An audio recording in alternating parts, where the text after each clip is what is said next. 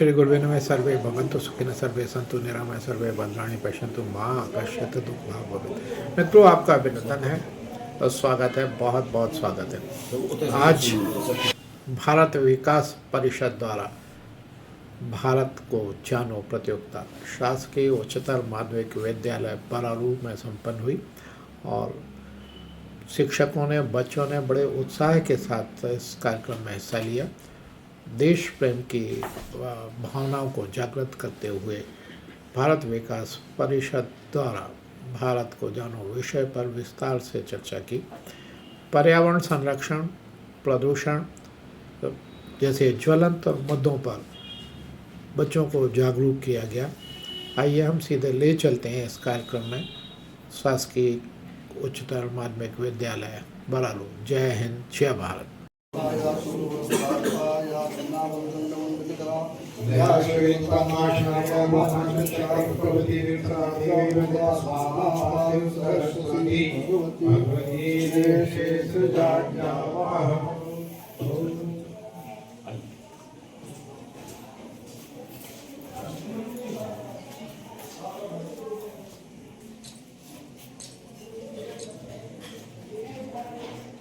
आप बच्चों से सभी से अनुरोध है कि वो अपने अपने स्थान पर बैठे।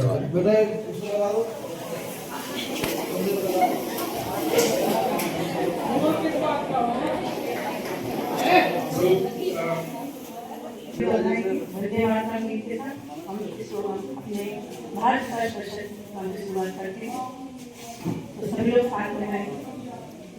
वंदे मातरम, वंदे मातरम, सुजलाम सुफलाम मलयज शीतलाम शस्य श्यामलाम मातरम, वंदे मातरम, वंदे मातरम। सुप्रजोत्स्ना पुलकितयामिनी पुलकुसुमित द्रमदलशोभिनी सुहासिनी सुमधुरभाषिणी सुखदां वरदां मातरं, वन्दे मातरं, वन्दे मातरं। भारत माता की जय, भारत माता की जय। हम अपने इस गीत को और पूरा पुराने समय के अनुसार भी इसको धारण करते हैं, जो कि आप लोगों के सबसे बड़े योगी के अनुसार जो जाना जाता है। कृष्ण सबसे बड़े योगी थे, उन्हीं के लिए जन्म उत्सव का जो भजन है उसे मैं यहाँ पर आप लोगों के बीच में सुनाने जा रही हूँ। कृष्ण जन्म जब हुआ था, कितनी कठिनाइयों के साथ और इस अपने भारत भूमि में उनका जन्म हुआ, उसका शब्दों के साथ अपने भजन के वाणी शब्दों में प्रवृत्ति हुई आप लोगों को सुनाने जा रही हूँ। मथुरा नगरिया में जन्मे हैं कृष्ण, मथुरा नगरिया में जन्मे हैं कृष्ण, मथुरा नगरिया में जन्मे हैं कृष्ण। लगी है तेरी बड़ी बड़ी दुष्ट कंस की कड़ी कड़ी, कारागृह में पड़े पड़े देवी की वासु डरे डरे। खुली हथकड़ियाँ खुली है बेड़ियाँ, खुली हथकड़ियाँ खुली है बेड़ियाँ, छत्र छाया के संग चले से सेना। योगी माया थी बड़ी अपार, वासुदेव का जमुना पार, पहुँचे नंद बाबा के द्वार, पहुँचे नंद बाबा के द्वार। होनी ऐसी होनी थी जो होके ही रही, होनी ऐसी होनी थी जो होके ही रही, पुत्र के बदले में कन्या मिली, पुत्र के बदले में कन्या मिली।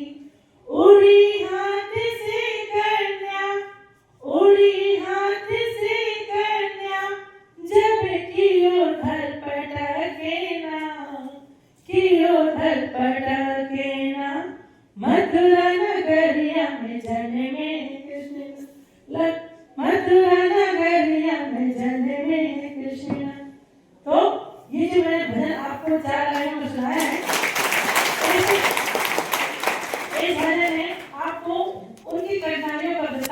पूरा शब्दों में। और चूंकि उनका हमारा भारत देश देख रहा था, तो आगे हम भारत की जानों की भूमि की तरफ हम बढ़ते हैं अपने निश्चित तरीके। धन्यवाद प्रधान जी, बहुत सुंदर गीत की प्रस्तुति आपके द्वारा की गई। भारत को जानो के साथ साथ हमको स्वस्थ जीवन जीने के लिए किन बातों की आवश्यकता होती है, तो ये बताएं। हाँ, अच्छा, बरालू और पटकोई दो गांव है आसपास का, ये बरालू है। बरालू का क्या मीनिंग होता है? चलिए अभी हम आपसे आगे चर्चा करेंगे। तो हमको जीवन के लिए सबसे जो आवश्यक चीज है, जल, वायु, मिट्टी, हाँ? तो इसको यदि हम संपूर्ण रूप में बोले तो पर्यावरण है। पर्यावरण हमारे लिए स्वच्छ पर्यावरण, स्वस्थ पर्यावरण बहुत आवश्यक है। तो पर्यावरण कैसे हम अच्छे से रख सकते हैं, इसके लिए मैं आमंत्रित करता हूं हमारे सेवानिवृत्त वन संरक्षक महोदय हमारे बीच हैं, आदरणीय श्री बीपी उपाध्याय सर। उनको कतल ध्वनि से स्वागत करते हुए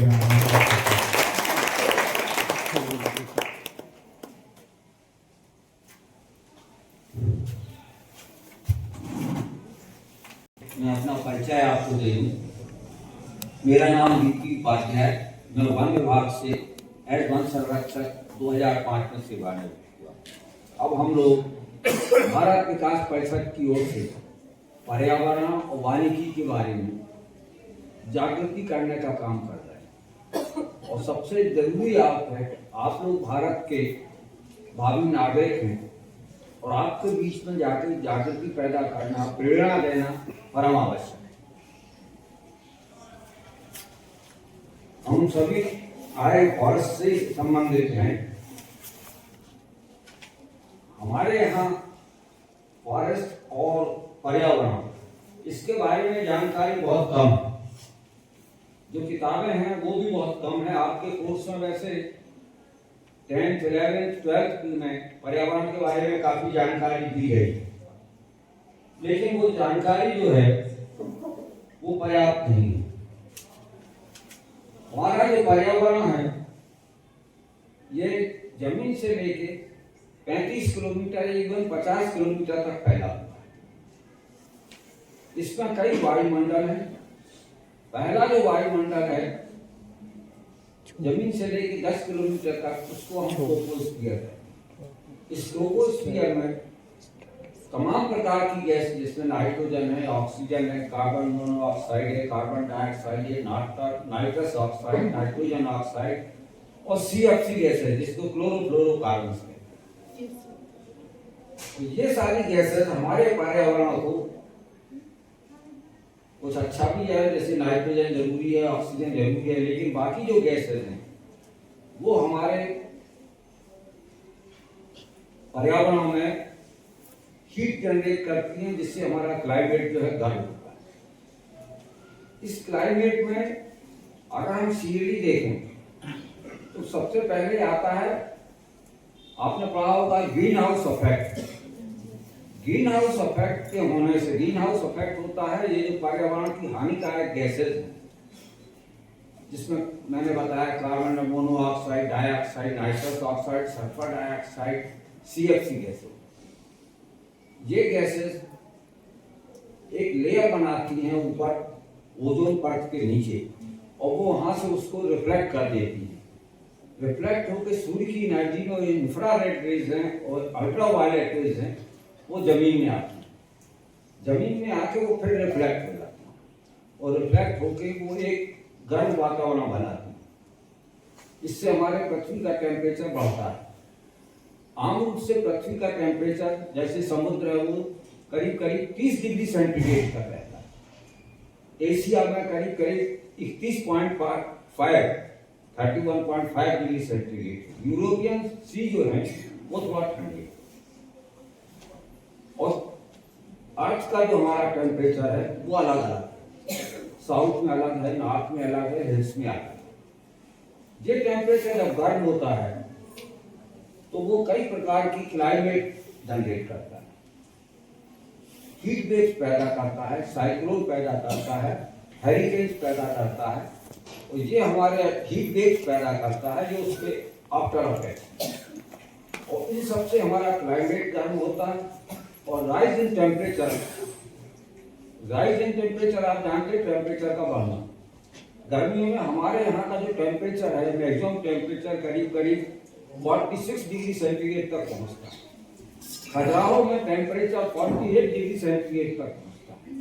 खजुराहो, ग्वालियर, दतिया इतने गर्म स्थान है, तो वहाँ टेम्परेचर 48 डिग्री सेंटीग्रेड तक पहुँचता है। और ये जो टेम्परेचर है, ये हमारे लिए, फॉरेस्ट के लिए नुकसानदायक है। सबसे बड़ा नुकसान इसका, हम जो इकोलॉजिकल डिग्रेडेशन, आप बॉटनी पढ़े होंगे, इकोलॉजी पारिस्थितिकी कहलाता है। इकोलॉजिकल डिग्रेडेशन आता है फॉरेस्ट में, खेती में, सभी जगह। दूसरा इसका कारण है, जब हमारी पृथ्वी गर्म होती है तो पृथ्वी गर्म होने से कई प्रकार की जो हमारी वनस्पति हैं, कई प्रकार के हानिकारक बैक्टीरिया की हैं, लाभदायक बैक्टीरिया, वो खत्म हो जाते हैं। और इसके लिए बहुत जरूरी है कि इन गैसेस को कम कैसे किया जाए। तो फॉरेस्ट्री का रोल सबसे ज्यादा इसमें। ये जितनी गैसेस हैं, इसमें कार्बन मोनोऑक्साइड, सल्फर डाइऑक्साइड या सल्फर ऑक्साइड और वेपर, ये तो सब बहुत जल्दी 1-2 साल में डिकम्पोज हो जाती है।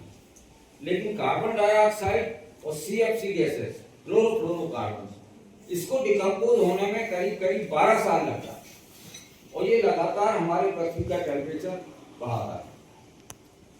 कार्बन डाइऑक्साइड को कंज्यूम करने का सबसे बड़ा साधन जो है वो है फोटोसिंथेसिस।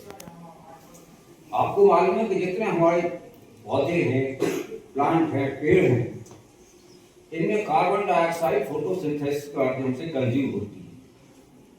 जो पेड़ हैं वो क्लोरोफिल बनाते हैं, उसमें कार्बन डाइऑक्साइड, हीट एनर्जी और वेपर काम में आती है। और सबसे ज्यादा कंजम्पशन कार्बन डाइऑक्साइड का फोटोसिंथेसिस में ही होता है। वहां हमारा वेजिटेटिव रोल फॉरेस्ट का सबसे ज्यादा है। टेम्परेचर कंट्रोल बहुत जरूरी है। दूसरी बड़ी बात, हमारे यहाँ जो इंसिडेंस फायर के हैं, ये टेम्परेचर बढ़ाने में बहुत ज्यादा नुकसान था। एक बार मैं एक अखबार में पढ़ा रहा था कि हमारे यहाँ अब जो पश्चिमी जो विंटर रेस जो आती हैं, वो करीब करीब बंद हो।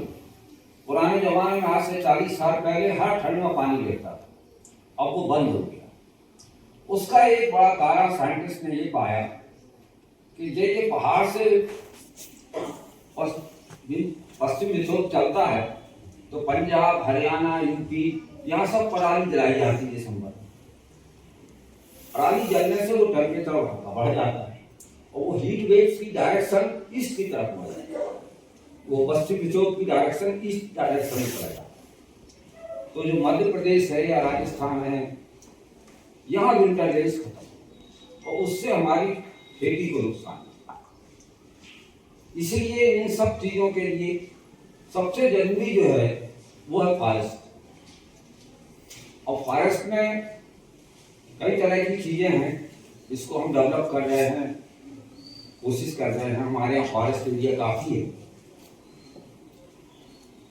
एक मोटे अनुमान के अनुसार भारत में 77,493 स्क्वायर किलोमीटर फॉरेस्ट, लेकिन ये सब फॉरेस्ट नहीं है, इसमें कुछ बैरन एरिया भी। हमारे मध्य प्रदेश में 30,800 स्क्वायर किलोमीटर फॉरेस्ट एरिया, इसमें अधिकांश बैरन है। ईस्टर्न मध्य प्रदेश में फॉरेस्ट अच्छे हैं। वेस्टर्न मध्य प्रदेश में आप जाएं तो निमाड़, झाबुआ, रतलाम, जावरा, उज्जैन, मंदसौर, शाजापुर, आगर, इन जिलों में कोई फॉरेस्ट बचा ही नहीं। इवन खरगोन, बड़वानी में भी कोई फॉरेस्ट नहीं।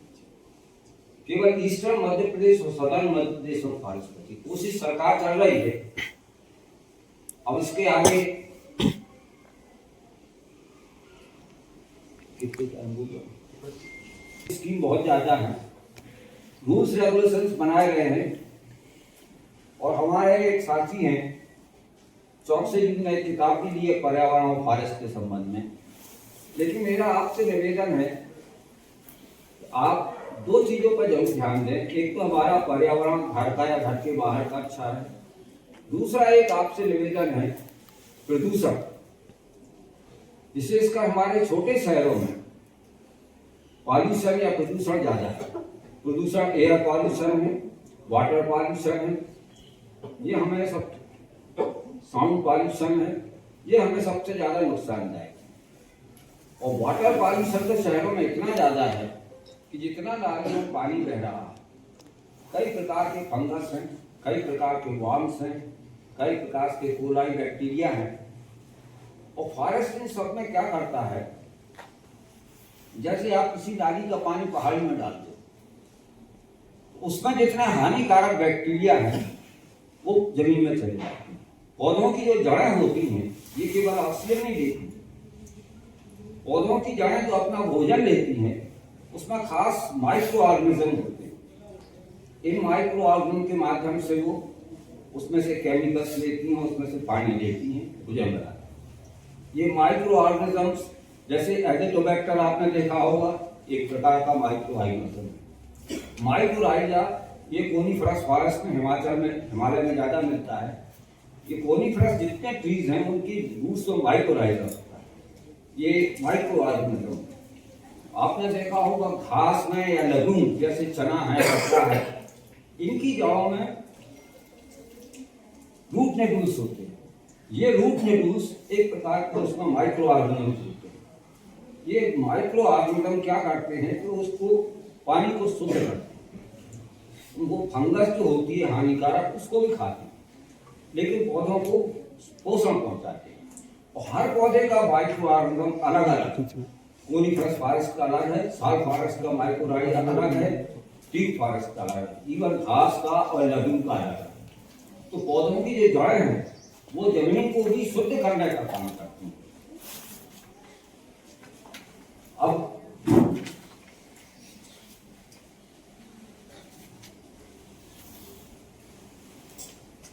हमारा टेम्परेचर कम करने के लिए और पर्यावरण को शुद्ध करने के लिए कंट्री स्तर पर भी कोशिश की जा रही है और वर्ल्ड स्तर पर भी कोशिश की जा रही है। एक आपको और जानकारी दे दूं थोड़ा सा, वर्ल्ड मेट्रोलॉजिकल ऑर्गेनाइजेशन है, वो पूरे विश्व में जितना भी चेंज होता है मेट्रोलॉजिकल पर्यावरण संबंधी उसको हर साल मैपिंग करती है। वर्ल्ड मेट्रोलॉजिकल ऑर्गेनाइजेशन एक उनकी संस्था है COP, इसका पूरा फॉर्म है कॉन्फ्रेंस ऑफ पार्टीज। COP की बैठक विश्व में होती पहले दुबई में हुई थी, इस साल दार्जिलिंग में। और उनका सिद्धांत ये है कि जो हमारा मैक्सिमम एवरेज टेम्परेचर है उसको 1.5 डिग्री सेंटीग्रेड कम किया जाए, लेकिन वो कम नहीं हो रहा, बढ़ रहा। इस COP में करीब 80 देश, एक बदकिस्मती कहें या खराब बात कहें, इसमें सारे अमेरिका के देश और यूरोपियन कंट्रीज के देश ने COP से अपना नाम वापस लेने का मेन कारण वो उसमें कोई कंट्रीब्यूशन या सहयोग नहीं करना चाहे। लेकिन COP कहता है सबसे अच्छा काम चाइना ने किया। और चाइना ये जो आपका विंड टर्बाइन बनाता है, सोलर पैनल बनाता है, सोलर पैनल में जो फोटोवोल्टाइक सेल्स लगे होते हैं वो भी चाइना बनाता है। और उससे उसने वर्ल्ड के पूरे मार्केट को कैप्चर करा। भारत की कोशिश कर रहा है, इन सब के लिए भारत में पैसा भी दे रहा है, लेकिन अभी उसमें हमारे पास टेक्नोलॉजी इनपुट जो होना चाहिए वो नहीं। एनवायरमेंटल साइंसेस हम पढ़ रहे हैं, लेकिन वो टेक्नोलॉजी इनपुट जो उसको टेम्परेचर को कम कर सके हमारे पास नहीं। दूसरा, इतना पैसा भी नहीं है कि जो हमारे डिग्रेडेड फॉरेस्ट हैं उनको बहुत जल्दी हम डेवलप कर सकें। उसका एक बड़ा कारण होता है ड्राउट है, सॉइल मॉइस्चर स्ट्रेस है, जिसमें हमारा पौधा लगाएंगे भी तो वो गर्मी में मर जाए, क्योंकि इतनी ज्यादा हीट और इतना ज्यादा सॉइल मॉइस्चर स्ट्रेस डेवलप होता है, उस पौधे को जीवित रहना बहुत कठिन होता है। मेरे ख्याल से और मैं बाद में बात करूंगा, और भी साथी हैं। धन्यवाद।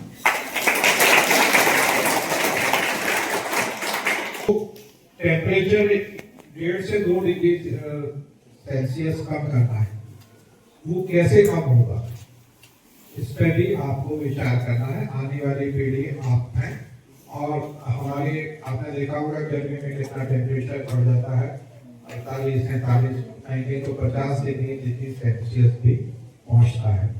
जो यदि 50 से ऊपर बढ़ा तो हमारा जीवन भी अस्तित्व भी खतरे में पड़ सकता है। तो हमको इस बात का ध्यान रखना है। एक और अच्छी बात है कि मानव का संरक्षण हमको करना चाहिए। आज का जो मूल है वो हम जो बोलते हैं कि पर्यावरण संरक्षण करें, हम बोलेंगे कि आप मानव का संरक्षण करें। यदि आपको अपने आप को बचाना है तो पर्यावरण बचाना पड़ेगा, अन्यथा मानव ही नहीं बचेगा। जब मानव नहीं बचेगा तो पर्यावरण से हमें क्या लेना देना। तो एक बुक भी लिखी है हमारे आदरणीय चौकसे सर ने, इसका विषय है पर्यावरण और जीवन संरक्षण। तो मैं चौकसे साहब को सादर आमंत्रित करता हूँ कि वो मानव जीवन संरक्षण के विषय पे संक्षेप में आपके सामने प्रस्तुतिकरण देंगे। और ये किताब जो है लाइब्रेरी के लिए प्रिंसिपल साहब को भेंट करेंगे श्री चौकसे सर।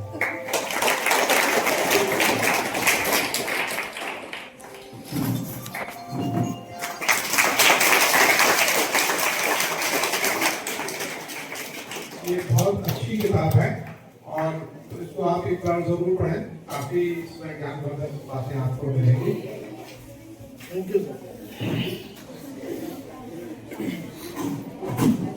जो एक संस्था है जो भारत विकास कार्यक्रम का काम करती है, भारत विकास परिषद सागर के नाम से इसको कहते हैं, स्वास्थ्य समृद्धि एवं संस्कृति के लिए जानी जाती है। इस संस्था के अंतर्गत हम आज पर्यावरण और जीवन संरक्षण के संबंध में बात करने आप लोगों के बीच उपस्थित हुए हैं। आज हम देख रहे हैं कि हमारी स्कूलों में छात्र और छात्राएं अधिकतर इस साधन से जुड़ने के लिए आवश्यक हैं। क्यों? यदि ये छात्राएं जो भविष्य बना रही हैं, ये छात्र जो हमारे अगले भविष्य बना रहे हैं, इन्हें पर्यावरण प्रदूषण से फेस करना है।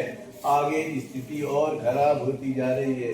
आप लोग देख रहे हैं भूकंप आ रहे हैं, हरियाणा उत्तर प्रदेश में जहाँ तहाँ नदियों में बाढ़ आ रही है, मौसम बदल रहा है। और जब पानी गिरना होता है तो गर्मी पड़ रही है, जब गर्मी पड़ना होती है तो पानी गिर रही है, हमारी फसलें नुकसान हो जा रही है। हमें यूरिया का उपयोग करना पड़ रहा है खेती में, जो हमारे स्वास्थ्य के लिए अनुपयोगी है। खेतें उपजाऊ नहीं रह चुकी हैं। ये सब प्रदूषण के कारण हो रहा है।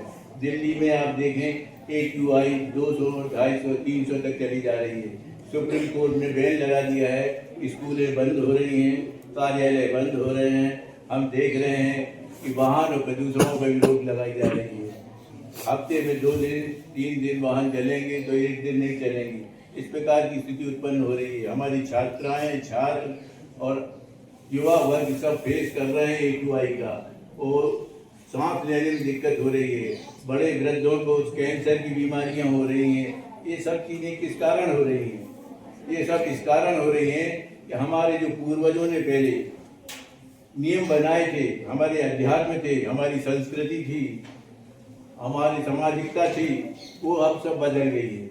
पहले हम लोग देखते थे खेतों में चारों तरफ वृक्ष लगे होते थे, उन वृक्षों से पशु पक्षी जीवन यापन करते थे अपने, और हम लोग उनके फलों से अपना आवश्यक करते थे। और हमारी जो वायु होती थी प्रदूषित, वो वृक्ष सोखते थे। हम पीपल की पूजा करते हैं, हम आंवले की पूजा करते हैं। क्यों करते हैं? ये प्रश्न आप लोगों को अभी तक पता है? पीपल जो है प्रदूषित वायु को सोखता है। प्रदूषित वायु क्या है? कार्बन डाइऑक्साइड, जो वर्तमान में 49% वातावरण में फैली हुई है। अगर हम कार्बन डाइऑक्साइड को ही कम कर दें तो हम प्रदूषण पर सफलता प्राप्त कर सकते हैं। हम वृक्षारोपण क्यों कर रहे हैं? हमें वृक्षारोपण इसलिए करना है कि वृक्ष भी वायु प्रदूषण रोकते हैं और ऑक्सीजन देते हैं, कार्बन डाइऑक्साइड सोखते हैं और ऑक्सीजन देते हैं। इसलिए वृक्षारोपण करना आप सब लोगों को बताया जाता है, जगह जगह वृक्षारोपण हो रहे हैं। क्यों हो रहे हैं? हमारे वन घट गए हैं, हमें ये 33% से बहुत कम हो चुके हैं, हमें आवश्यकता 33% की है। वनों की आवरण घट गए हैं अत्यधिक कटाई के कारण, अत्यधिक जनरेशन के कारण, वनों पर लकड़ियों का अत्यधिक उपयोग होने के कारण हर घर में देखिए लकड़ी का फर्नीचर बढ़ गया है, हमारी उपयोगिताएं बढ़ गई हैं। हर घर में देखिए, हर बच्चों के पास देखिए, बड़ों के पास देखिए, आज 25-25 जोड़े कपड़े हैं। हमारे पूर्वज पहले 4 जोड़ी कपड़े में उपयोग करते थे, उनके कुछ शादी ब्याह के उपयोग में 2-3 जोड़ी होते थे, 10-20 साल चलते थे। आज हम देख रहे हैं कि बच्चों की एक अलमारी अलग अलग भरी पड़ी है।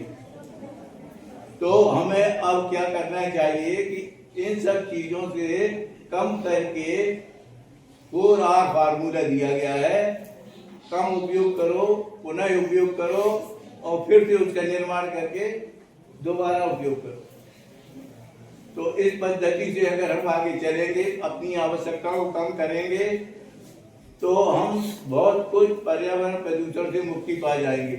आज हम देख रहे हैं शादी ब्याह और होटलों में बड़े बड़े आयोजन हो रहे हैं, लोग करोड़ों अरबों रुपए खर्च कर रहे हैं और पॉलीथीन के उपयोग की थैलियां उपयोग हो रही है जो नदियों नालों में बह रही हैं और नाले सूख गए हैं, उसमें पॉलीथीन की पंजियां दिख रही हैं, कागज के प्रदूषण के वो दिख रहे हैं, स्वच्छता सफाई नहीं हो रही। और हम लोग क्या कर रहे हैं, ये दुकानों पे मिल रहे हैं ना छोटे छोटे पैकेट पॉलीथीन के, उनका उपयोग कर रहे हैं। आप सब में से कहीं खाते होंगे, दुकानों में जाके 10-10, 20-20 रुपए के पैकेट लेके और उन्हें फेंक देते हैं। तो वो कहाँ जाएंगे?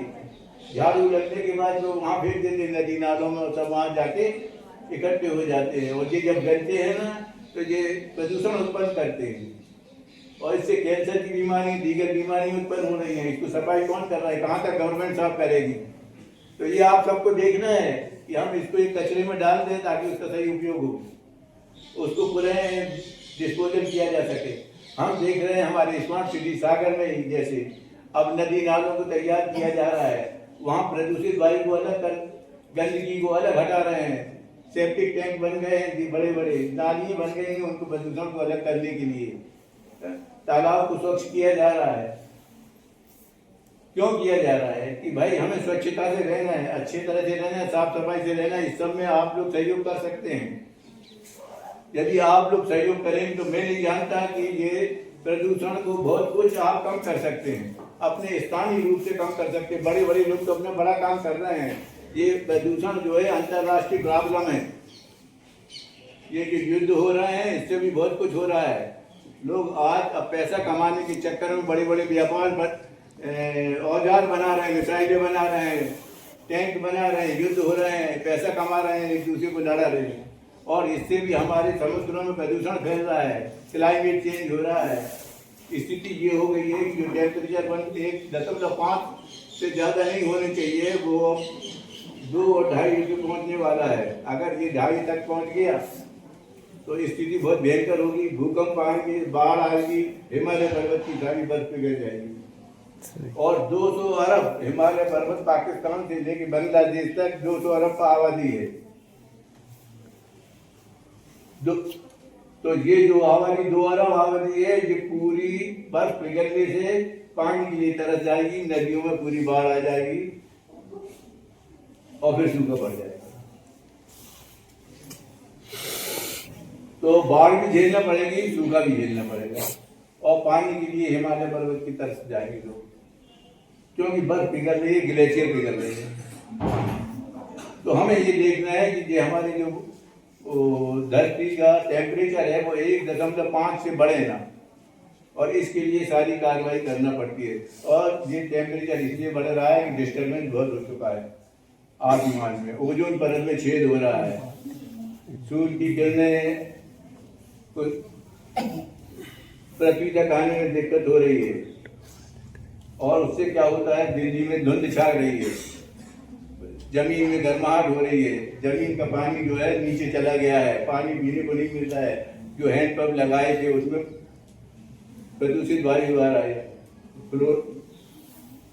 तो ये सब स्थितियां पैदा हो रही है और सरकार कहाँ तक काम करेगी जब तक हम हर आदमी, हर व्यक्ति, हर छात्र अपना अपना काम नहीं करेंगे, प्रदूषण से संबंधित इसके संबंध में जानकारी नहीं रखेंगे, तब तक हम यानी सफलता प्राप्त नहीं कर पाएंगे।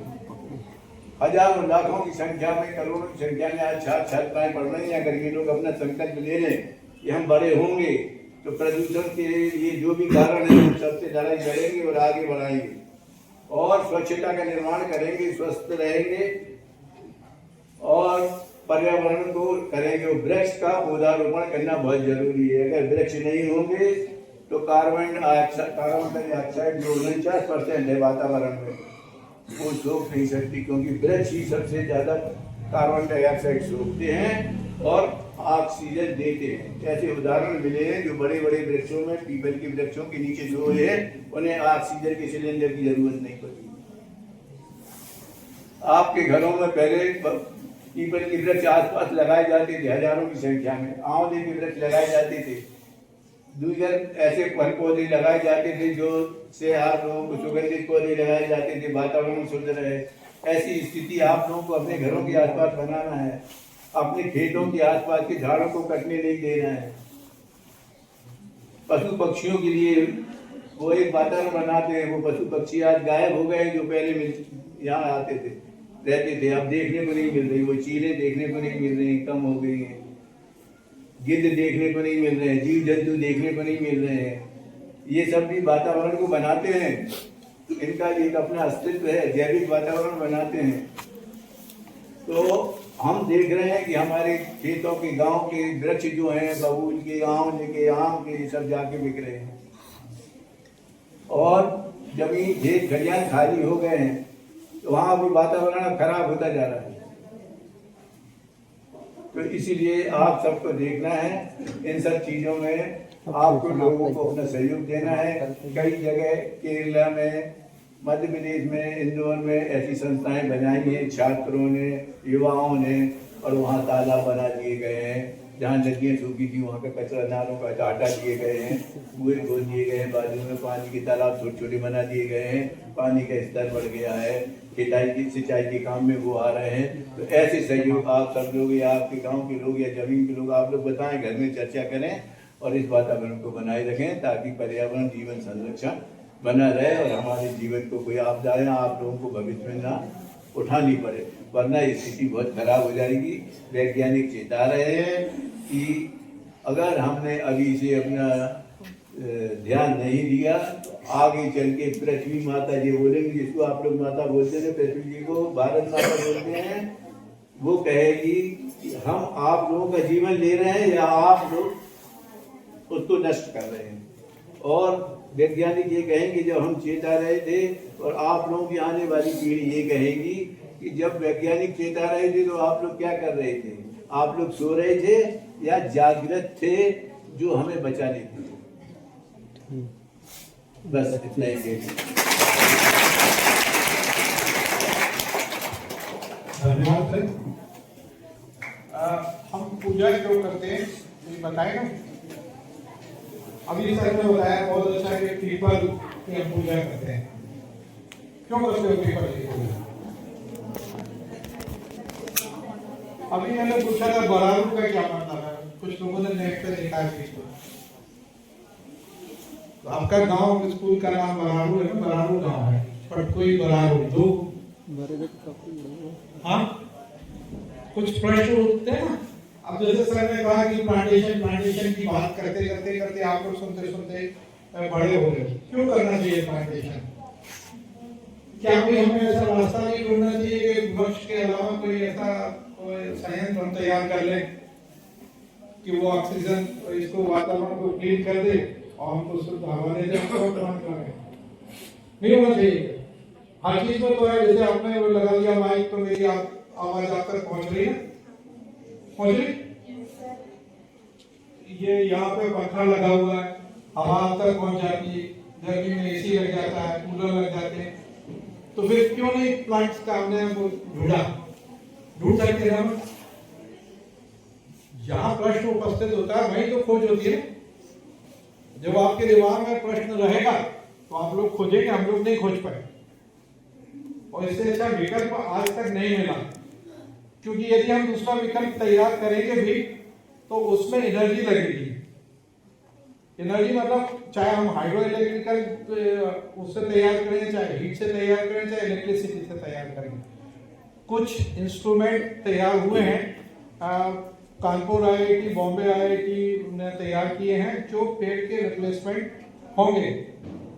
अभी प्यूरिफायर भी तैयार हुए, एयर प्यूरिफायर भी मार्केट में भी आ गए। चीन में बहुत बड़े बड़े एयर प्यूरिफायर लगाए गए। तो मगर जो विकल्प वृक्ष है वो विकल्प उसका नहीं है। मैंने पूछा पीपल की पूजा क्यों करते हैं, कुछ प्रश्न है मेरे, मैं आप लोग उत्तर देंगे तो मुझे अच्छा लगेगा। या हम बरगद की पूजा क्यों करते हैं ना। अब हमको स्वस्थ रहना है, तो स्वस्थ कैसे रहेंगे इसके लिए मैं आमंत्रित करता हूँ सौरभ जी को कि वो आए। उसके बाद में आपके सारे प्रश्नों सौरभ गोविल जो योगाचार्य हैं हमारे, और सारे प्रश्नों के उत्तर मैं दूंगा आपके। सभी को नमस्कार, गुरुदेव को नमस्कार, आप सभी को नमस्कार। मेरा नाम सौरभ गोविल है। आपने जैसा कि बोला स्वास्थ्य पर बोलना है, तो मैं स्वास्थ्य पर आपको बताता हूँ स्वास्थ्य क्या है। आप सब लोग आप लोग समझ आ रहे हैं तो क्या है। देखो जो स्वास्थ्य है ना, स्वास्थ्य सिर्फ फिजिकल नहीं है। मैं योग का स्टूडेंट हूँ और हम बहुत लोग मतलब ऐसे डीपली पढ़ते हैं। तो सबसे प्रथम हमें मतलब अपने स्वास्थ्य को प्राथमिकता देना चाहिए। हम जब स्वस्थ रहेंगे तो हर कार्य को अच्छे से कर पाएंगे, कोई भी काम को अच्छे से कर पाएंगे, है कि नहीं। यदि आप लोग यहाँ बैठे हैं तो क्यों बैठे, आप स्वस्थ हो, आप मतलब मन से शरीर से अच्छे हो तभी बैठे हो ना, ठीक ठाक हो। अगर ठीक ठाक नहीं होते, मन में कोई समस्या होती या शरीर में कोई पीड़ा होती तो बैठ पाते, नहीं बैठ पाते। फिर कोई ना कोई तकलीफ रहती कि हम पहले इसको ठीक करें। इसलिए सर्वप्रथम हमें अपने स्वास्थ्य पर ध्यान देना चाहिए, सकारात्मक रहना चाहिए, अपनी दिनचर्या जो है उसको फॉलो करना चाहिए। कोई भी अपने जीवन में कोई भी नेगेटिविटी मतलब नकारात्मक चीज़ों को स्थान नहीं देना चाहिए, जो हमें मतलब हमारा शोषण करें, हमें मतलब कमजोर बनाएं। उस चीज़ों को हमें अपने मन से और शरीर से निकाल देना चाहिए। यदि आगे बढ़ना है, यदि कुछ करना है, तो अपने लक्ष्यों को निर्धारित करो, अपने आप को शारीरिक मानसिक रूप से स्वस्थ रखो, अपनी बुद्धि को तीव्र बनाओ, तार्किक रूप से अपने आप को वो रखो, लॉजिकल रहो कि कोई भी चीज़ सही है गलत है उसका निर्णय करने की क्षमता होनी चाहिए। ये कब होगा, जब आप बौद्धिक रूप से सक्षम होंगे। बौद्धिक रूप से मतलब जब आपकी बुद्धि अच्छी होगी, आप शरीर से मन से स्वस्थ होंगे। इसलिए शरीर स्वस्थ रहना सिर्फ ये नहीं कि हमारे शरीर में कोई बीमारी नहीं है तो हम स्वस्थ हैं। कुछ पीड़ाएं ऐसी रहती हैं जो मन में रहती हैं, है कि नहीं। मन में भी बहुत से तनाव और नकारात्मक विचार रहते हैं। तो हमें सदैव यह प्रयास करना है कि हम सकारात्मक रहें, ऐसा सोचें, ऐसे कार्य करें जिससे हम अपने आप को आगे बढ़ा सकें जीवन में, है कि नहीं। आप लोग अभी पढ़ाई कर रहे हैं, कोई 9th में होगा, 10th में होगा, 8 में होगा, जो भी क्लास में है यहाँ, तो अपने अच्छा स्वस्थ रहने के लिए है कि एक अपनी दिनचर्या बनाओ। आजकल सबसे गलत जो आदत पड़ रही है ना बच्चों में, वो क्या है, वो है मोबाइल का मिसयूज करना, है कि नहीं। मोबाइल हर किसी के पास है, लेकिन उसका उपयोग कैसे करना है ये किसी को नहीं पता। आजकल उसमें इतना कचरा भरा हुआ है, लोग टाइम खराब करते रहते हैं। टाइम तो खराब होता है तो होता ही है, उनका दिमाग भी खराब होता है। क्यों, जो चीज़ वो देखेंगे फोन के दिमाग में सेट हो जाएगी, तो वो दिमाग में सेट होगी तो वो ही उसके विचार में चलेगा कि हम क्या कर रहे हैं, ऐसा वैसा, वो स्ट्रेस लेके घूमेंगे, है कि नहीं। तो उसका मतलब सदुपयोग करना है मोबाइल का भी। आपके मम्मी पापा जो भी आपको संसाधन या जो प्रोवाइड करा रहे हैं ना, तो उनका सही उपयोग करो और अपने आप को इस प्रकार से आगे की ओर अग्रसर करो कि हाँ जो हमारे लक्ष्य है, जो हमारा उद्देश्य, आपका यहाँ आके क्या काम है, पढ़ना है। आपका जो सिलेबस है, आपके जो भी पढ़ाई के जो भी चैप्टर है उसको कंप्लीट करना है, तो वो पूर्ण करो। घर के जो मम्मी पापा बताते हैं वो कार्य करो, गलत कार्यों में लिप्त ना हो। किसी कोई गलत आपका मतलब तो उसको इग्नोर करो, वो ज्यादा अति हो रही तो घर बताओ, है कि नहीं। तो इन चीजों पर विशेष रूप से आप लोग ध्यान दो। और मेन चीज है अपनी अच्छी दिनचर्या बनाओ, टाइम पे सो, टाइम पे उठो, जो स्वस्थ जो आहार है, भोजन है, उसको ग्रहण करो, गलत चीजों का सेवन ना करो। अब जिस लोग जो आए हैं वो किस लिए आए, वो आपके लिए तो आए हैं कि आप जागरूक हो हर चीज के प्रति। अब हर चीज है ना 5 तत्वों से बनी है, हमारे ग्रंथों में भी बोला जाता है छित जल पावक गगन समीरा पंच रचित यह अधम शरीरा। तो 5 तत्व क्या है, पृथ्वी जल अग्नि वायु और आकाश। ये आकाश और ये सर्वत्र है कि नहीं, हर जगह है। आज हम जहाँ बैठे वो पृथ्वी है, जो रिक्त स्थान है यहाँ वायु भी है, आकाश भी है। और यदि ये दूषित होंगे तो क्या होगा, हमारा मतलब स्वास्थ्य भी खराब होगा, पर्यावरण भी खराब होगा। तो अच्छा है कि हर चीज को बैलेंस करके चले। हर चीज का बैलेंस मतलब है कि जब आप हर चीज बैलेंस करके चलेंगे, संतुलित रहेंगे, तो आप स्वस्थ भी रहेंगे और कोई चीज को दूषित भी ना करेंगे। कहाँ हमें कौन सी चीज फेंकना है, कहाँ क्या उपयोग करना है, कहाँ कब क्या खाना है, ये सब ध्यान रखना है कि नहीं। हर चीज आपसे जुड़ी हुई है, आपके व्यक्तिगत उससे जुड़ी हो और वो समाज से जुड़ी हुई है। इसलिए सर्वप्रथम अपने स्वास्थ्य को प्राथमिकता दें। स्वास्थ्य का एक अच्छा मीनिंग, मतलब हर जो शब्द रहता है एक मीनिंगफुल रहता है, कोई भी शब्द है उसका मीनिंग होता है। तो स्वास्थ्य मतलब क्या है, स्व धन अस्त। स्व मतलब स्वयं, अस्त मतलब स्थित होना, मतलब स्वयं में स्थित होने की जो प्रक्रिया है वो है स्वास्थ्य। तो अपने आप में हम स्थित हो सकते हैं, कैसे हो सकते हैं, अपने आप को जान सकते हैं कि हाँ हम सही तरीके से कोई कार्य कर पा रहे हैं, हाँ हम अपने आप को मतलब हमारे जो भी मन विचार बुद्धि है वो सही तरीके से हम में स्थित है। रहता ना पढ़ने बैठे मन कहीं और भग रहा, अब मम्मी ने बोला किताब उठा के पढ़ो, तो बोला मन तो हमारा मोबाइल चलाने के लिए है, तो हम अपने आप में स्थित हैं, अपने आप में स्थित नहीं है। तो स्वास्थ्य का मतलब है कि अपने आप में स्थित होना, और जब आप अपने आप में स्थित होंगे तो आप स्वस्थ कहलाएंगे। इसलिए अपनी एक अच्छी दिनचर्या बनाओ, समय पे सो, समय पे उठो, और जो कार्य है उसको पहले करो। पढ़ाई का यदि काम है तो उसको पहले करो, दूसरे कार्य को छोड़ दो जो आपके जीवन से जुड़ा हुआ है, और सकारात्मक रहने का प्रयास करो। जो चीजें आपको प्रेरित करें, अच्छा कार्य करने के लिए वो कार्य करो। गलत संगत, जो गलत आपके दोस्त हैं, गलत आदतें हैं, उनको त्याग दो। जो आपके लक्ष्य के लिए, जो टारगेट के लिए आपको बाधा बने, तो ये आपको जीवन में आगे बढ़ने के लिए प्रेरित करेंगे, मोटिवेट करेंगे, और आप सुगमता से आगे बढ़ भी पाओगे। क्या ये जो उम्र होगी ना, ये उम्र रहती भटकाव वाली। बच्चे भटकते हैं, वो गलत आदत में उनको जल्दी सीख जाते हैं, और अच्छी आदत है उनको वो अच्छी आदत बुझ लगती है। मम्मी बोलेगी सुबह उठना है, पढ़ना है, लेकिन वो हमें लगेगा एकदम खराब कि मम्मी ने ऐसा बोला क्यों, पापा ने ऐसा बोला क्यों। और कोई बोल देगा कोई गलत काम के लिए तो वो हम जल्दी कर लेंगे, तो यही अच्छा काम है। तो इसलिए हमें जो मम्मी पापा बताएं, जो अच्छे काम वो करने को बताएं, वो करो, और अपना लक्ष्य उसको बनाओ और उसको प्राप्त करने की कोशिश करो। आप सभी के लिए नमस्ते, धन्यवाद सौरभ जी। देखिए, मोबाइल का उपयोग कम से कम करें, जितना आवश्यक है उतना ही उपयोग करें। ये हमारे मिल में है, इसको हमारा शत्रु ना बनने दें। यदि आप आदत डाल लेंगे तो मैंने देखा है कि लोग पूरा टाइम अपना बर्बाद कर देते हैं पबजी खेलते हुए। आए दिन पेपर में पढ़ते हैं कि किसी ने सुसाइड कर लिया, किसी ने कुछ कर लिया। तो ये हमें कहाँ ले जा रहा है, ये हमें भी सोचना है। हमको कम से कम मोबाइल उपयोग करें, हमको स्वस्थ रहना है तो हमको अच्छा सोचना पड़ेगा। स्वस्थ शरीर में स्वस्थ मस्तिष्क का विकास होता है, और आप देश के भविष्य हो। आपको इस पर तो नियंत्रण रखना ही रखना है कि मोबाइल आप कम से कम उपयोग करें, और ना करें तो वो बहुत ही अच्छा है।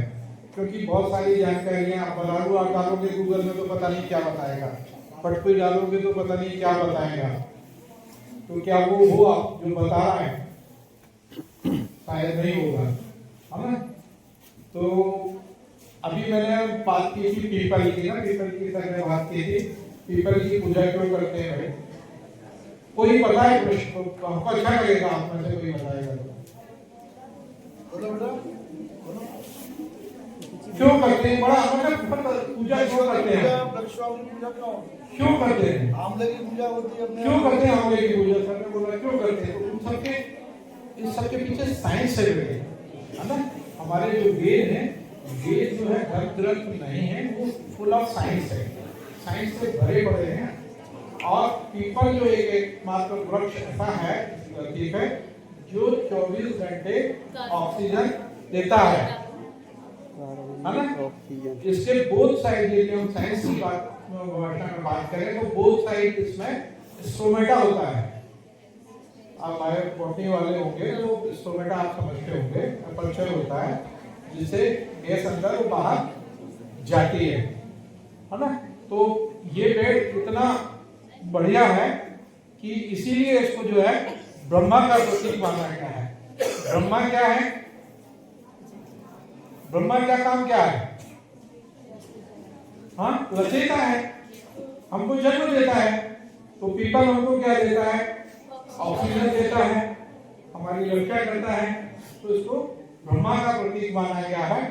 और इसकी छाल में इस तरह के गुण होते हैं कि जो श्वास के पेशेंट होते हैं उसका काढ़ा पीते हैं, अर्जुनालिस्ट, ये पीपलारिस्ट भी आता है, तो उससे श्वास के दमा के रोगी ठीक हो जाते हैं, है ना। और एक और मैंने पूछा था, मैं जल्दी, अभी आपका टाइम भी हो रहा है, एक बगारू क्या होता है?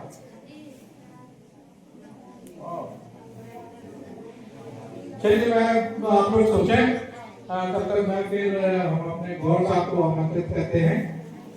ये प्रश्न का जवाब जरूर होगा।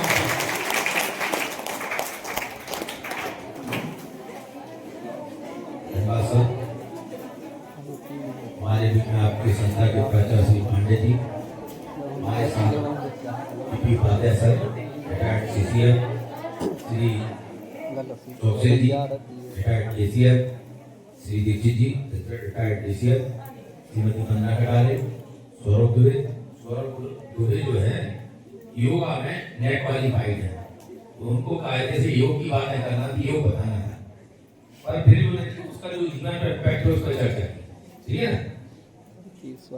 आपको पर्यावरण के विषय में बताया गया, पृथ्वी के बारे में बताया गया, पृथ्वी कितनी लेयर है, कैसा टेम्परेचर बढ़ा, कहाँ घटा, क्या बढ़ा, तो ये सब चर्चा की। चौकसी ने बताया आप स्वस्थ रहो, जीवन के साथ चलो, प्रकृति के साथ चलो, तो ज्यादा स्वस्थ रहोगे।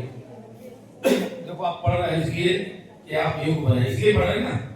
योग बनो तो दो चीजें हैं, एक तो आप अपनी सेवा कर पाएंगे, दूसरी समाज की सेवा कर पाएंगे। यदि आप अच्छे योग बनोगे तो समाज की सेवा करोगे, नहीं बनोगे तो अपनी सेवा करोगे, अपने परिवार की सेवा करोगे। आपको यहाँ जैसे आप पढ़ने आते हो तो कभी रोज जाके इसको भी चिंतन किया करो कि आज आपने कितना समय सदुपयोग किया और कितना समय का दुरुपयोग किया, वो क्या चीजें, नई चीजें सीखी। देखो आप आए हो, आप जो कर रहे हैं, लड़ रहे हैं, झड़ रहे हैं, क्या आप सोचो क्या आप इसलिए आए हो स्कूल? नहीं ना, पढ़ने आए हो। तो सबसे पहले सारा आए हो तो आप अपने समय का पूरा सदुपयोग करें और उसको कितने अच्छे तरीके से उपयोग कर सकते इस पर विचार करें। घर जाके आप देखोगे कि हम दिन में किससे लड़ते रहे, क्या करते रहे, कब मारते रहे, ये इससे क्या किया? वो आपका समय है। आपके माँ बाप सोच रहे चलो हाँ बच्चे जा रहे पढ़ रहे अच्छा करेंगे, और आप क्या कर रहे हैं? तो इस पर आपको चिंतन करना है। सबसे पहली बात है कि आप अपने समय का सदुपयोग करें, अच्छा सीखें, गुरु के प्रति श्रद्धा रखें। तो हमारे इस सिद्धांत है संपर्क, सहयोग, संस्कार, सेवा, समर्पण। अब इनमें से कितनी चीजें आपके पास?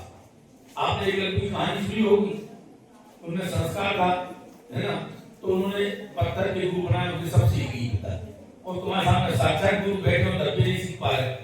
अब गुरु तो सबको पढ़ा रहा है, एक लड़का मेरिट में आए, फेल हो रहा, तो आपके ऊपर है ये। यदि आप डिसिप्लिन रहेंगे, अनुशासित रहेंगे, उन चीजों के महत्व को समझेंगे तो आप आगे बढ़ेंगे। तो सबसे पहली बात है ये। दूसरी, पढ़ाई पर ध्यान दो, शारीरिक रूप से आप बौद्धिक बलिष्ठ बने, सक्षम बने, है ना। प्रकृति के साथ चले, नेचर के साथ चलने का हमेशा प्रयास करो। सुबह जल्दी उठना, रात जल्दी सोना, है ना, स्वस्थ रहना, खाना पीना, सब एक्सरसाइज करना, सब ये सब चीजें आपको आना चाहिए। क्योंकि देखो ये जितने कार्यक्रम हैं ये सब आपके लिए हैं और ये तब आपके उपयोग में आएंगे जब आप उसके काबिल हैं। यदि आप काबिल नहीं हैं तो आपकी ये सब चीजें सब बैठ जाएंगी। जैसे कोई लड़का बहुत अच्छा है पर पास नहीं होता, फेल हो जाता है, तो उसकी सब चीजें नहीं होगी। और एक लड़का थोड़ा उद्यमी है पर पास हो जाता है, अच्छा पढ़ता है, तो आप चलो ठीक है, पढ़ता तो है ना। तो ये चीजें सोचो, आप सब स्कूल आए हो तो सीख के जाओ। हमारे टीम है भारत जाना। देखो हम आपसे कहते हैं कि सबको बातचीत करिए करो। हेलो, यदि बातचीत जाना महत्वपूर्ण हो तो मैं दे माई तो इन सुनाओ। फिर सबसे पहले आपको समाचार पढ़ना चाहिए। आपके यहाँ आसपास आता हो, स्कूल में आता हो, न्यूज सुनना चाहिए। हमारा देश कहाँ जा रहा है, क्योंकि ये धरती अपनी है, आप इस देश के भावी नागरिक हैं। यदि आप में चिंतन नहीं रहेगा तो कौन करेगा। हमारे देश में चल क्या रहा, हमारे देश में पॉलिटिशियन कर क्या रहे, न्याय व्यवस्था कहाँ जा रहे, इन सब पे आपको चिंतन करना, मनन करना और पढ़ना भी है। क्योंकि कोई भी चीज एक दिन में नहीं आती है।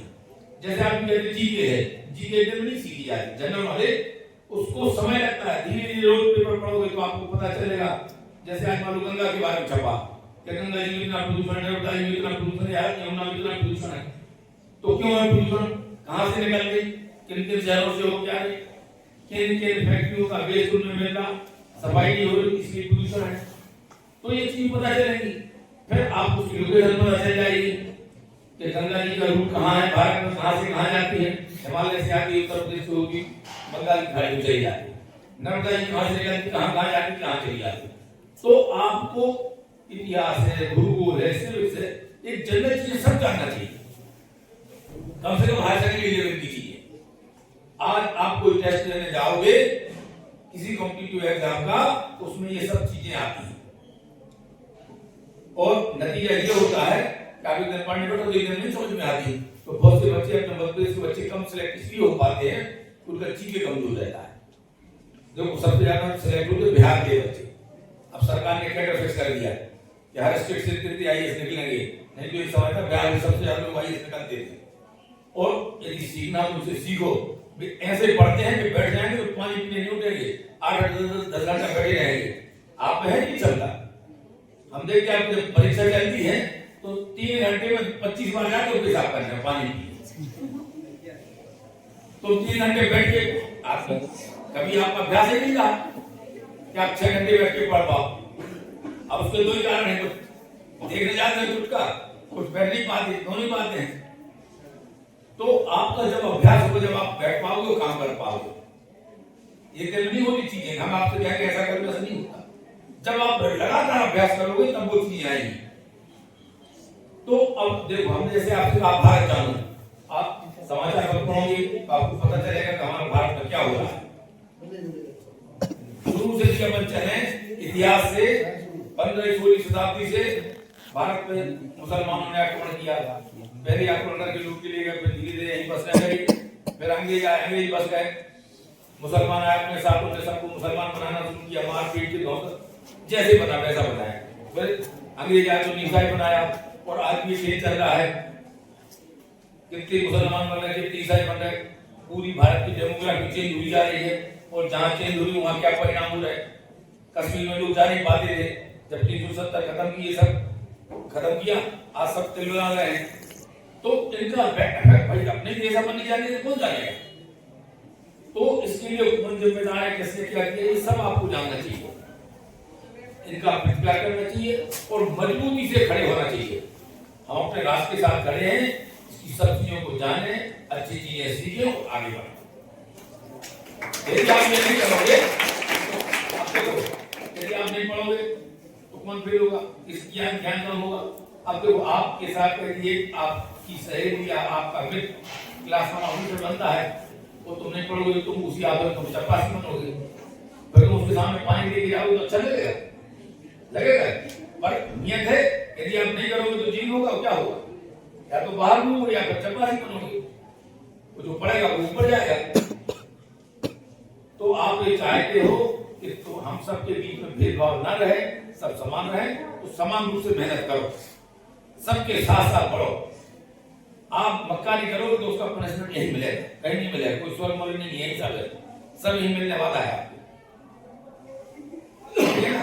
तो अपने गुरुओं का सम्मान करो, अपने माता पिता को सम्मान करो, अच्छी चीजें कोई बताता तो उनको अपने उसमें धारण करो, उनको प्रेरणा लो, आगे बढ़ो। देखो परीक्षा नहीं तो आप अपने समय का सदुपयोग करना सीखो, ठीक है ना?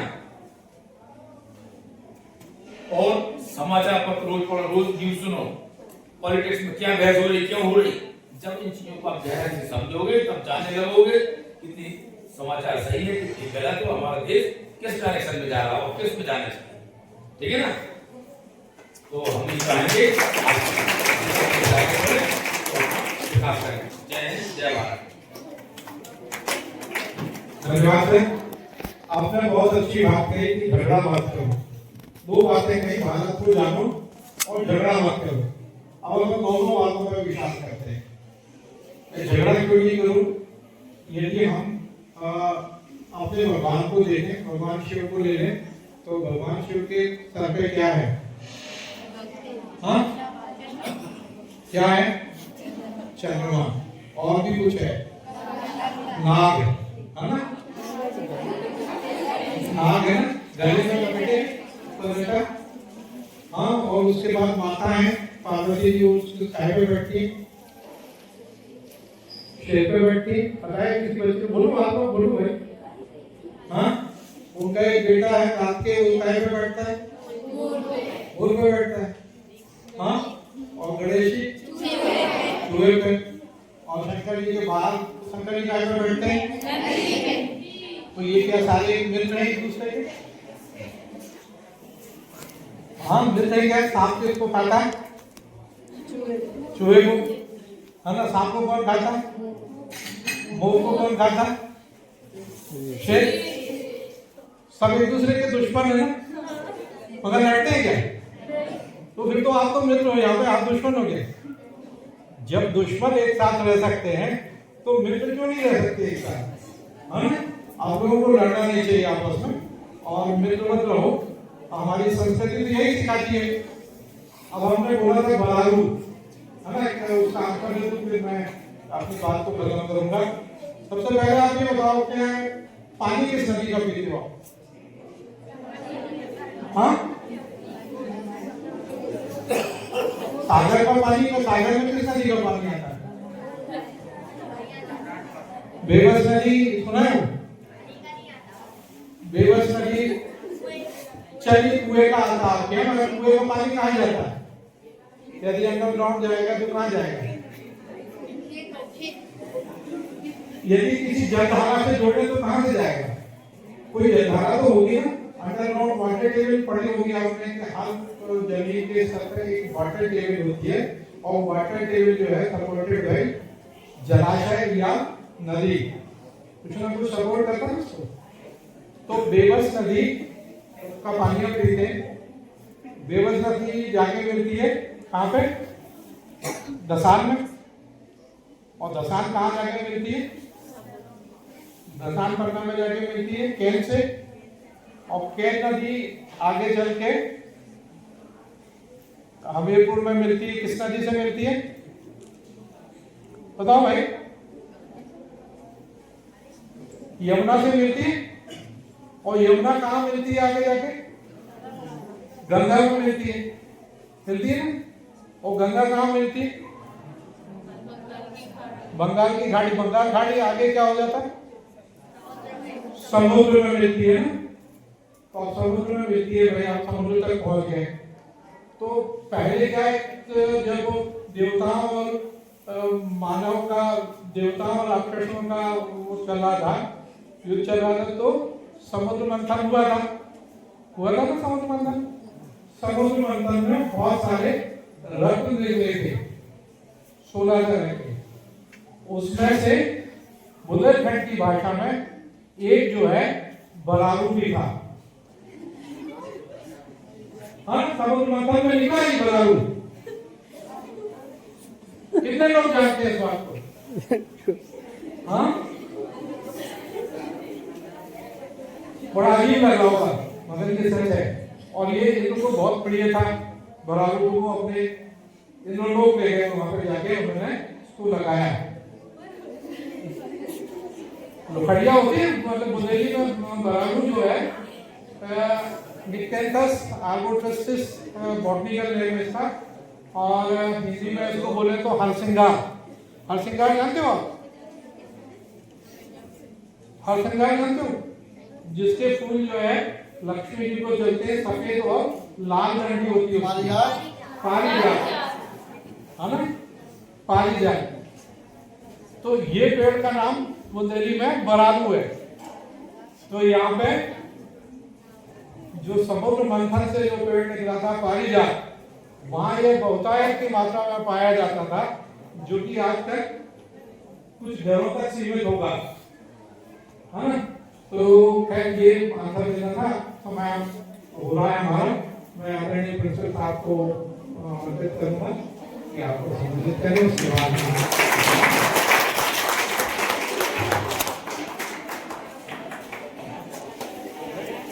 बस बेटा 2 मिनट 3 मिनट और। भारत विकास परिषद सागर इतने बड़े उद्देश्यों के साथ, इतने बड़े लक्ष्यों के साथ, जिसमें जो हमारे सामने ज्वलंत समस्या है पर्यावरण की है, और पर्यावरण पर काफी देर चर्चा की थी वक्ताओं ने। और चर्चा इसलिए की गई कम से कम उस पर तो हम काम कर सकते हैं। ये व्यक्तिगत जिम्मेदारी है हमारी कि किस तरह से हम, हमारा परिवार, हमारा समाज पर्यावरण को कैसा रखें, साफ और स्वच्छ। हम अपनी जिम्मेदारी ले रहे हैं। आज मान लो तो हम अपनी जिम्मेदारी ये लेंगे कि पानी हमारा कैसा हो, साफ स्वच्छ हो। हमारा भोजन कैसा हो, साफ स्वच्छ हो। हमारा समाज, हमारी वायु कैसी हो, साफ स्वच्छ। क्यों? कई बार बेटा हम ये सोचते हैं, जाने सालों हो गए हम लोगों ने शायद तारे नहीं देखे आकाश में। क्यों? हम लोग आते नहीं है वहां। जुगनू नहीं देखे हम लोगों ने। कब? अरे तुम लोग कम से कम बजारों में रहती हो पारिजात के पास, तो देख लिए होंगे बेटा। बाकी 99% अब ये होने लगा है कि ऐसे जीव जंतु मिलते ही नहीं है, पर्यावरण के शिकार हो रहे हैं वो। और ये असुरक्षा ऊपर तक गई है, तारे निकलते नहीं होंगे। आकाश एक समय का तारों से भरा रहता था, कितने लोगों को पता है ये? अब शाम हुई, अपने घरों में बंद हो गए, ये मतलब है। तो ये देखते देखते 2020 को हम भूल गए कोविड का समय,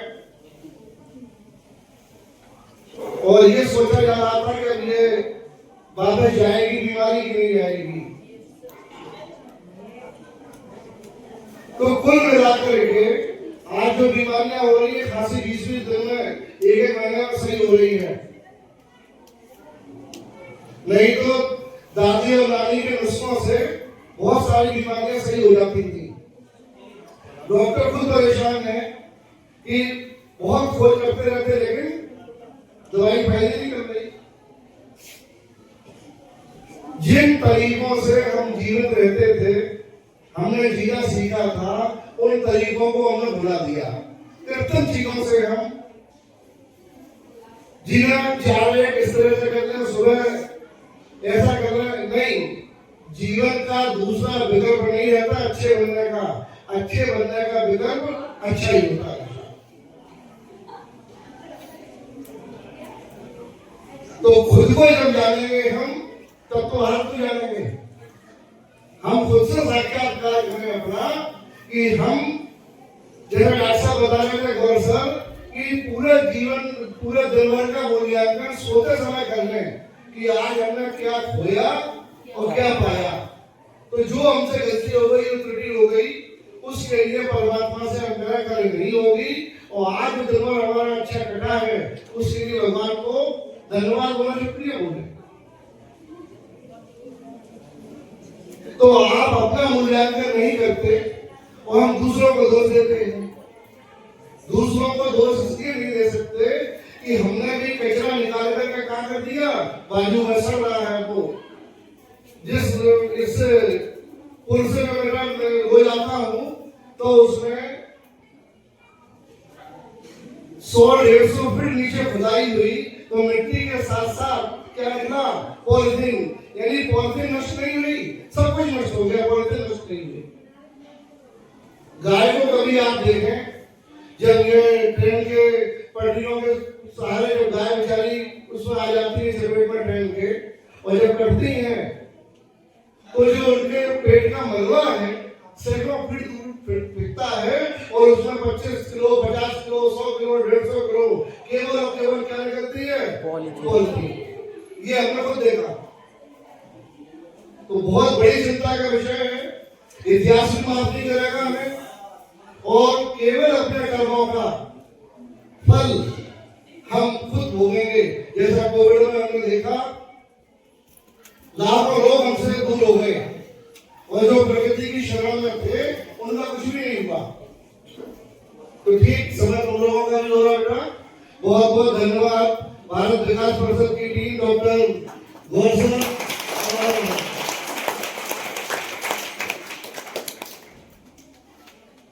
हमारे Chouksey sir, Shukla sir, madam Katare madam, और आप हमारे फादर इन लॉ हैं, तो आप सब लोग एक बार ताली हो जाए। और मैं अंतिम बात ये कह दूं बेटा, ये 3 लोगों को हम देख रहे हैं, ये सेवा निवृत्त है 2005 में, तो कम से कम 80 तो प्लस होने जा रहे। आज भी जब पर्यावरण को बचाने के लिए आगे है, तो ये प्रेरणा स्रोत है 3 लोग हमारे, कि कम से कम इनसे प्रेरणा लेनी चाहिए। एक बार कहें आपका बहुत बहुत आभार, धन्यवाद।